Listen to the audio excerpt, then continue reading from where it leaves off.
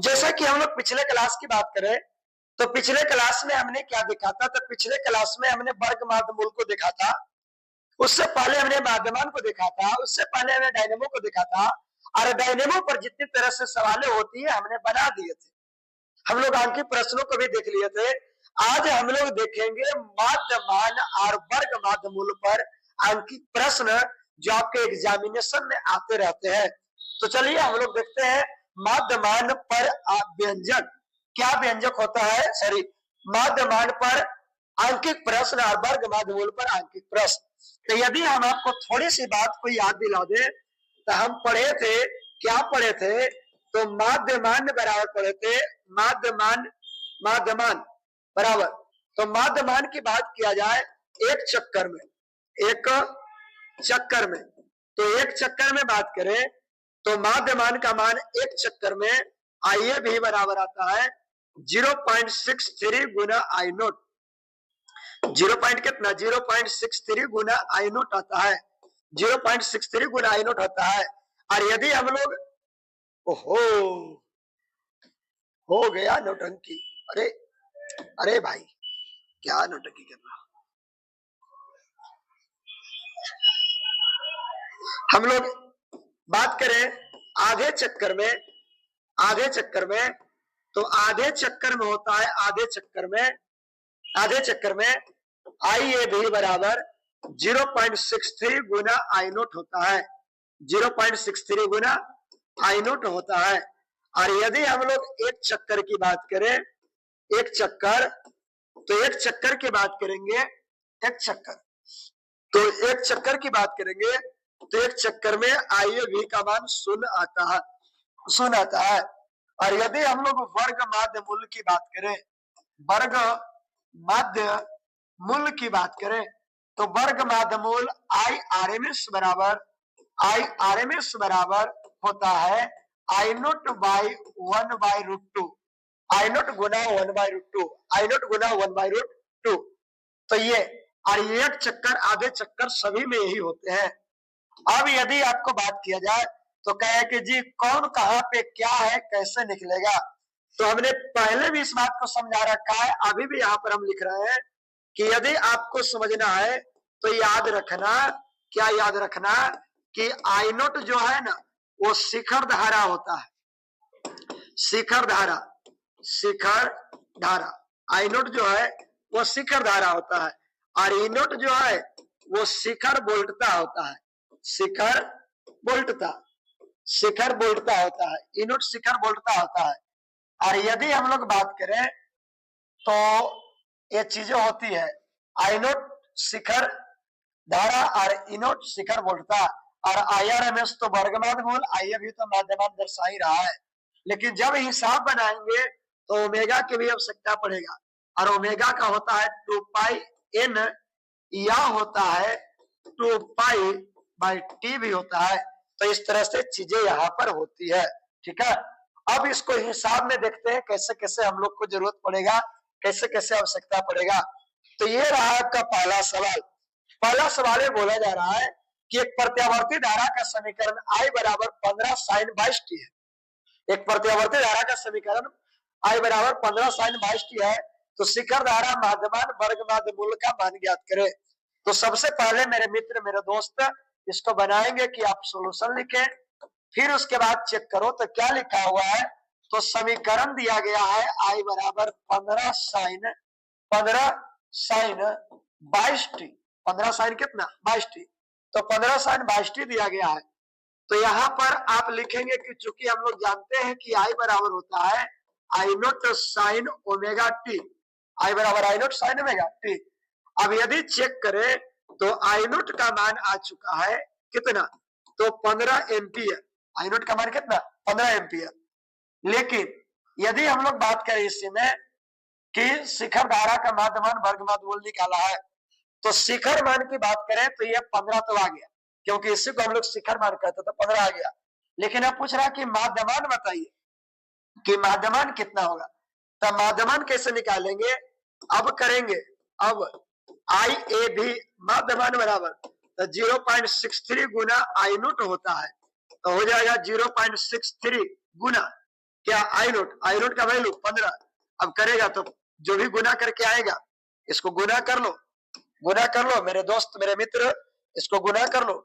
तो गुना करेगा तो 0.63 गुना 15, ओहो क्या हो गया 0.63 गुना 15, और इसको 15 करना था 9.45 आएगा, तो आ जाएगा 9.45 एम्पियर, क्योंकि यह तो एक प्रकार के धारे हैं तो एम्पियर आ जाएगा।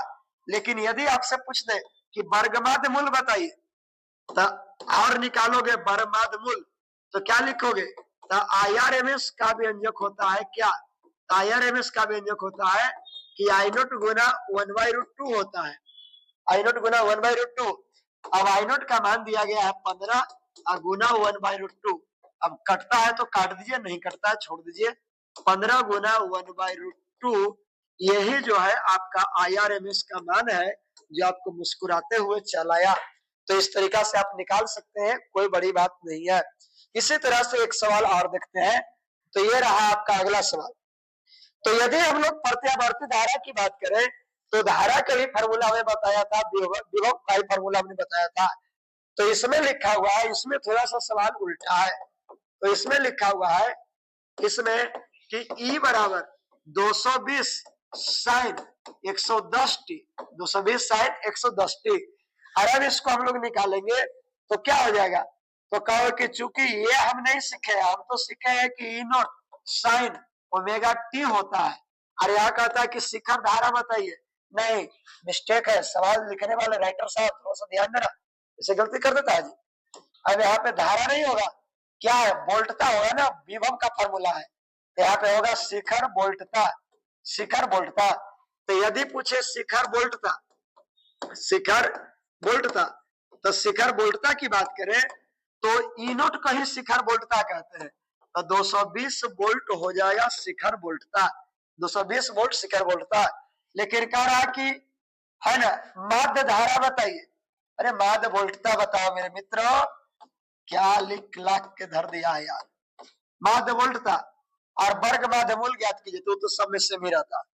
अब इसको यदि हम लोग निकालेंगे माध्य वोल्टता, तो अब निकालेंगे अब माध्य वोल्टता, माध्य वोल्टता, तब माध्य वोल्टता हम लोग निकालेंगे, तब माध्य वोल्टता बराबर लिखेंगे क्या, तो ई ए भी बराबर ई नोट गुना 0.63, ई नोट गुना 0.63। और जब इसको हम लोग निकालेंगे तो लिखेंगे ई नोट के मान 220, ई नोट के मान कितना 220 और 0.63, इसको 10 में चेंज कर लीजिए, ये जो भी रहा इसको गुना कर दो, उतना वोल्ट आ जाएगा। इतना तो आपको आता ही होगा, ठीक है। तो यहाँ से आप निकाल लीजिए, आप बिल्कुल सही तरीका से इसको बना सकते हैं। उसके बाद कहता है कि आप और निकालिए, क्या जी, तो वर्ग माध्य मूल बताइए। तो अब निकालोगे और क्या, और निकालोगे और वर्ग माध्य मूल, वर्ग माध्य मूल। तो वर्ग माध्य मूल में आप लोग जानते हैं कि IRMS बराबर होता है E नोट बाई 1/√2। अब E नोट का मान दिया गया है 220, तो 220 गुना 1/√2, और 220 को जब काटेंगे, 220 को जब काटेंगे तो आ जाएगा क्या, IRMS बराबर आ जाएगा कैसे, तो 110√2 और ये वोल्ट आ जाएगा, वोल्ट। लेकिन IRMS नहीं चलेगा, ERMS चलेगा, ERMS चलेगा। तो ERMS बराबर 110 आ जाएगा। अब किसी को लग रहा है कि जी 210 को 2 से कैसे काट दिए, ऐसा भी लग रहा है क्या, नहीं लग रहा है, चलो लग रहा है तो बता देते हैं, ठीक है, कोई दिक्कत नहीं है। पढ़ते समय जानते समय आप एकदम नीचे गिर के जान लो, कोई दिक्कत नहीं। 220 है ना जी, 220 को लिख सकते हैं 110 गुना 2, लिख सकते हैं कि नहीं, बोलो 110 और 2 को लिख सकते हैं √2 गुना √2, जी 2 2 4 4 का 2 हो जाएगा, बिल्कुल लिख सकते हैं। और जब लिख दिया तो मामला खत्म हो गया, √2 गुना √2 और गुना फिर करना था कितना से 1/√2 से, तो एगो से हो जाए बच गया 110 √2, बिल्कुल मस्त बिंदास तरीका से फेयर लवली लगा के चमकता हुआ आ गया। तो क्या आप इसको समझे? अरे समझा? नहीं समझा? और नहीं समझा तो एक बार और देख लो, समझ गया तो बिल्कुल हाई वाला जो है इमोजी भेज दो, देख ले हम कितना लोग समझा। तो चलिए आज फिर इसको इतना ही छोड़ते हैं। तो हमने डायनेमो से लेकर ट्रांसफार्मर तक के सवाल को एकदम बेहतर तरीका से जान चुके हैं। अब हम लोग अगले क्लास में ऑप्टिक्स को लेकर आएंगे और उससे बहुत बेहतरीन बेहतरीन सवाल जो करी जाती है उसको हम लोग चर्चा करेंगे। आज फिर इसको इतना ही छोड़ते हैं। सभी को YouTube चैनल पर समय देने के लिए धन्यवाद।